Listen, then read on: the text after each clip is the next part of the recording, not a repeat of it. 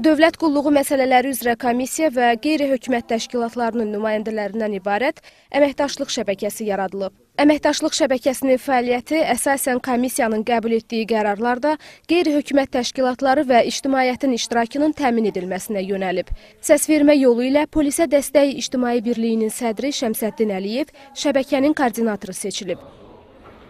Şəbəkəyə qoşulan qeyri-hökumət təşkilatlarının nümayəndələri komissiyanın təşkil etdiyi imtahan və müsahibələrdə, eyni zamanda namizədlərin qiymətləndirilməsi prosesində müstəqil ekspert kimi iştirak edə bilərlər.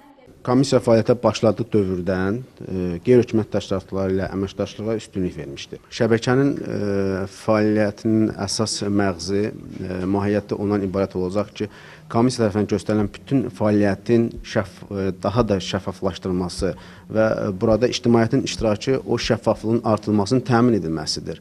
Və komissiya tərəfindən keçirilən test imtahanlarında, müsahibələrdə və komissiyanın digər fəaliyyət istiqamətlərinə uyğun olaraq şəbəkə üzvlərinin bu proseslərdə bir tərəf olaraq iştirakı istər-istəməz şəffaflığın artırılmasına daha da təkan verəcək. Eyni zamanda bu proseslər ümumiyyətlə ictimaiyyətin iştirakı ilə daha da şəffaflığı təmin olunacaq. Vüqar Əsgərov dövlət qulluğuna qəbul imtahanlarında tətbiq olunan yeniliklərdən də danışıb.